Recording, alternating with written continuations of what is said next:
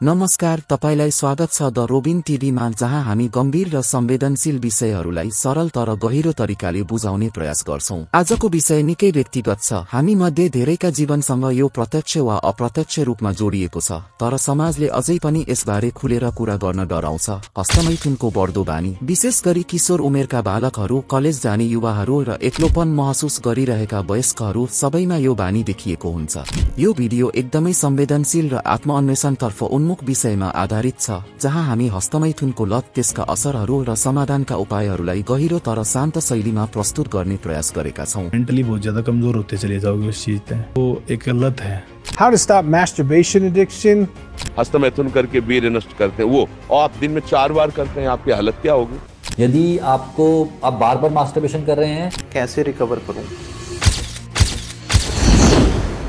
हस्तमैथुन भनेको के हो? जब व्यक्तिले आफ्नै शरीरमा यौन उत्तेजना ल्याएर सन्तुष्टि लिन्छ, त्यसलाई हस्तमैथुन भनिन्छ। जब हामी किशोर वा युवा हुन्छौं, हाम्रो शरीरमा अचानक धेरै हर्मोनहरू सक्रिय हुन्छन् र त्यसले यौन इच्छालाई जागृत गर्छ। मस्तिष्कले हामीलाई खुशी बनाउने डोपामिन नामक रसायन निकाल्छ, जसले यौन सन्तुष्टि पाएको अनुभूति दिलाउँछ। यसले हामीलाई त्यो अनुभूति फेरि फेरि खोज्न प्रेरित गर्छ, जसले गर्दा हस्तमैथुन गर्ने बानी बढ्न सक्छ। कहिलेकाहीँ जब हामी तनावमा हुन्छौं, दबाव महसुस गर्छौं वा एक्लोपन लाग्छ, तब हामी कुनै तरिकाले सान्त्वना खोज्छौं। त्यस्तो अवस्थामा हस्तमैथुनले आराम दिने माध्यमको काम गर्न सक्छ। तर यदि हामी पोर्नोग्राफीमा अति डुब्छौं भने त्यो बानी अझ बढ्छ र हामी त्यो संसारबाट बाहिर निस्कन गाह्रो हुन्छ। साथै हाम्रो समाजमा यौन सम्बन्धी कुरा अझै पनि खुल्ला रूपमा बोल्न सकिँदैन। परिवार वा स्कुलमा यौन शिक्षा नपाउँदा हामी धेरैजसो गलत जानकारी वा भ्रममा फस्छौं। यो कारणले पनि हामीले असल ज्ञानको सट्टा पोर्न वा साथीहरूबाट अधुरो जानकारी लिन्छौं र त्यो हामीलाई अझ कन्फ्युज बनाउँछ। नेपाल जस्तो समाजमा यस्ता विषयहरूलाई लाजको रूपमा हेरिन्छ, जसले गर्दा युवाहरूलाई यी कुराहरू खुल्ला रूपमा बुझ्न र छलफल गर्न कठिनाइ हुन्छ। यसैले धेरैजसो युवा यसलाई गुप्त राखेर गलत बाटोमा जान्छन्, जुन हाम्रो मानसिक र भावनात्मक स्वास्थ्यका लागि हानिकारक हुन सक्छ। जब हस्तमैथुन हदभन्दा बढी दोहोरिन्छ, तब यसले मानिसको मानसिक, शारीरिक र सामाजिक जीवनमा गहिरो असर पार्न थाल्छ। सुरुवातमा सामान्य लाग्ने यो बानी बिस्तारै नियन्त्रण बाहिर जान सक्छ र दिमागमा नकारात्मक चक्र उत्पन्न हुन्छ। मानसिक रूपमा अत्यधिक हस्तमैथुन गर्ने व्यक्तिमा आत्मग्लानि गहिरिँदै जान्छ। आफूले गरिरहेकामा लाज महसुस हुन्छ, पछुतो बढ्छ, तर पनि त्यो बानी रोक्न सकिन्न। यस्ता भावना दिन प्रतिदिन दोहोरिँदा आत्मविश्वासमा गम्भीर गिरावट आउँछ। मानिस आफूलाई असफल, कमजोर र समाजमा स्वीकार नहुने ठान्न थाल्छ। त्यहीबाट सुरु हुन्छ चिन्ता, भय र सोचाइको अत्यधिक भार। दिमागले सधैँ दोहोरिने कुरा मात्र सोचिरहन्छ र त्यो सोचाइबाट उम्कन गाह्रो पर्न थाल्छ। शारीरिक रूपमा पनि यसको असर स्पष्ट देखिन्छ। अत्यधिक हस्तमैथुनले शरीरलाई थकित बनाउँछ, ऊर्जा घटाउँछ र मानिस दिनभर सुस्त महसुस गर्न थाल्छ। लामो समयसम्म अत्यधिक हस्तमैथुन गर्दा हार्मोनहरूमा असन्तुलन हुन सक्छ, जसले भविष्यमा यौन स्वास्थ्यमा समस्याहरू निम्त्याउन सक्छ। विशेष गरी शीघ्र पतन, यौन उत्तेजनामा कमी र सम्बन्धमा सन्तुष्टि नहुने जस्ता कुराहरू देखिन थाल्छन्। सामाजिक रूपमा पनि यो लतले मान्छेलाई एक्लो बनाउँछ। साथीभाइ र परिवारसँगको सम्बन्ध कमजोर बन्छ। मानिस अन्तर्मुखी बन्छ, अरूसँग कुरा गर्न हिचकिचाउँछ र आफूलाई समाजबाट अलग राख्न थाल्छ। पढाइमा ध्यान नलाग्ने, करियर वा लक्ष्यप्रति अरुचि देखिने र जीवनको उद्देश्य हराउन थाल्ने सम्भावना पनि बढ्छ। यस्तो अवस्थाले व्यक्ति वास्तविक जीवनको सम्बन्ध र भावना भन्दा पनि कल्पनाको दुनियाँमा रमाउन थाल्छ। पूर्ण वा काल्पनिक यौन दृश्यहरूमा जति समय बिताउँछ, उति नै उसको यथार्थमा फर्किने चाहना बढ्दै जान्छ। हस्तमैथुन आफैमा कुनै अपराध होइन। वैज्ञानिक दृष्टिकोणले हेर्दा यो एउटा स्वाभाविक यौन प्रक्रिया हो। तर जब यो बानीले लतको रूप लिन्छ र मानिसको मानसिक, शारीरिक र सामाजिक पक्षलाई प्रभाव पार्न थाल्छ, तब समाधान खोज्न आवश्यक हुन्छ। यस्तो अवस्थामा आफूलाई दोषी ठान्नु होइन, बरु आफूलाई बुझ्ने, स्वीकार्ने र आवश्यक परिवर्तनतर्फ अगाडि बढ्नु नै बुद्धिमानी हो। अब हेरौं हस्तमैथुनको समस्याबाट मुक्त हुने उपायहरू के हुन सक्छन्। हामी कसरी यसलाई रोक्न सक्छौं र फेरि कसरी सृजनात्मक कामहरूमा आफूलाई लगाउन सक्छौं। हामी बिहान उठ्ने बित्तिकै पहिलो काम मोबाइल खोलेर टिकटक, इन्स्टाग्राम वा फेसबुक चेक गर्छौं, अनि राति निदाउनु अघिसम्म पनि त्यो स्क्रोल, अन्तहीन स्क्रोल चलेको हुन्छ। हामीलाई लाग्छ बस यो एउटा मात्रै भिडियो, तर त्यो एउटा भिडियोले फेरि अर्को देखाउँछ, अनि अर्को। किन यस्तो हुन्छ?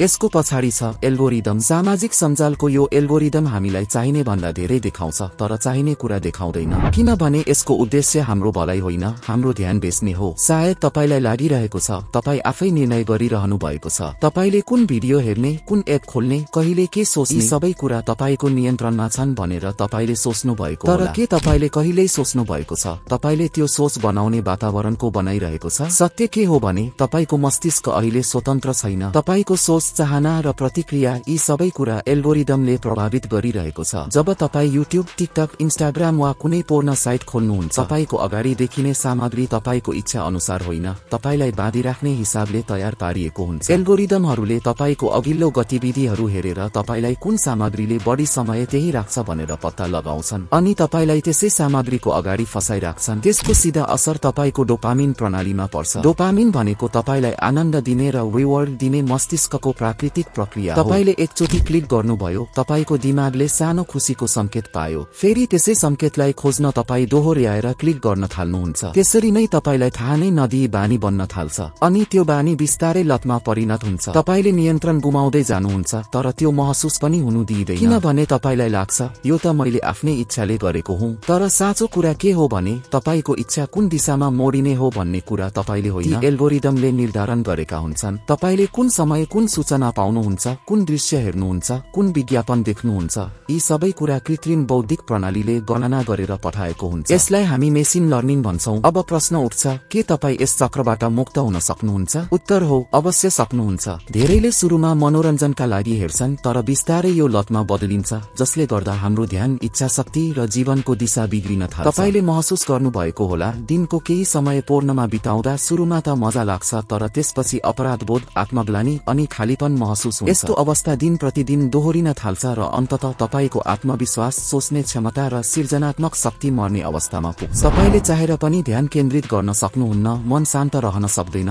किनभने तपाईको मस्तिष्क सस्तो डोपामिनमा आदि भइसकेको हुन्छ। यसरी हेर्दा पोर्न हेर्नु केवल एउटा दृश्यभरि रमाइलो गर्ने कुरा होइन, यो तपाईको भविष्य बर्बाद गर्ने नशा हो। सबैभन्दा पहिला तपाईले बुझ्नुपर्छ कि तपाई किन पोर्न हेर्न पुग्नु भएको हो। तनाव, एक्लोपन, निरस्ता, आत्मसम्भ्रम वा असफलता, यी सबै समस्या तपाईभित्र ऊर्जा भएर बसेका छन् र तपाईले त्यस ऊर्जालाई कहाँ प्रयोग गर्नुहुन्छ भन्ने कुराले तपाईको जीवनको दिशा निर्धारण गर्छ। तपाई चाहनुहुन्छ भने त्यो एउटै ऊर्जा तपाईले गीत लेख्न, भिडियो बनाउन, कोडिङ गर्न, कथा लेख्न, कविता सिर्जना गर्न प्रयोग गर्न सक्नुहुन्छ। तर सुरुमा तपाईले यो पुरानो बानीलाई बिर्सिनुपर्छ र नयाँ बानी बसाल्नुपर्छ। मोबाइलमा पोर्न हेर्ने पेजहरू हटाउनुहोस्, सर्च हिस्ट्री क्लियर गर्नुहोस्, ब्लकर एप्स जडान गर्नुहोस् र सबैभन्दा महत्त्वपूर्ण, फुर्सदको समयमा सिर्जना गर्न थाल्नुहोस्। तपाईले भन्न सक्नुहुन्छ, म सर्जक हुँ, म हरेक दिन केही न केही सिर्जना गर्छु, चाहे त्यो लेख होस्, संगीत होस्, भिडियो होस् वा डिजिटल डिजाइन नै किन नहोस्। सुरुमा गाह्रो हुन्छ तर बिस्तारै तपाईको मस्तिष्क सस्तो डोपामिन छोडेर वास्तविक सन्तुष्टिमा रमाउन थाल्छ। कल्पना गर्नुहोस्, तपाईले दिनको 2 घण्टा पोर्न हेर्दै बिताउनु भएको छ।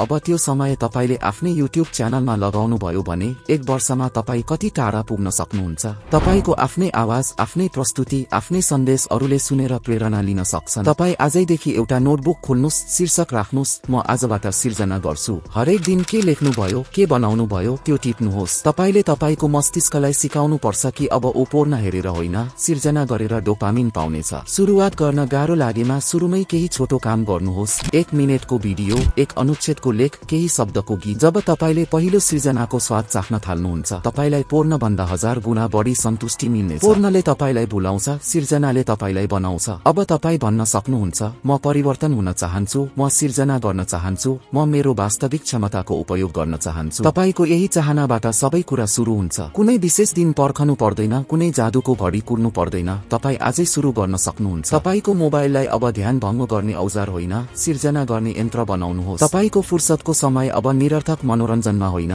अर्थपूर्ण सिर्जनामा बित्न थालोस्। एक दिन तपाई पछाडि फर्केर हेर्नुहुनेछ र भन्नुहुनेछ, त्यो दिन मैले निर्णय गरेको थिएँ र आज म त्यो निर्णयले गर्व गर्छु। अन्त्यमा भन्ने हो भने हस्तमैथुन आफैमा कुनै पाप होइन, यो त शरीरको स्वाभाविक प्रक्रिया हो। तर जब यो बानी नियन्त्रण बाहिर जान थाल्छ, तब यसले मानसिक, शारीरिक र सामाजिक जीवनमा गहिरो असर पार्न सक्छ। यस्तो अवस्थामा लाज होइन, समाधानको बाटो रोज्नु बुद्धिमानी हो। तपाई एक्लो हुनुहुन्न, लाखौं युवाहरू यस्तै अवस्थाबाट गुज्रिरहेका छन्। तर शिक्षा, आत्मबोध र सही सल्लाहले यो अवस्थाबाट बाहिर निस्कन सकिन्छ। यदि तपाईलाई यो भिडियो उपयोगी लाग्यो भने कृपया लाइक गर्नुहोस्, कमेन्ट लेख्नुहोस्, साथीहरूसँग शेयर गर्नुहोस् र द रोबिन टिभीलाई सब्स्क्राइब गर्न नबिर्सनुहोस्। हामी फेरि भेट्नेछौँ अर्को संवेदनशील र जीवन बदल्ने विषयका साथ। तबसम्मका लागि आफूलाई माया गर्नुहोस् र सुरक्षित रहनुहोस्।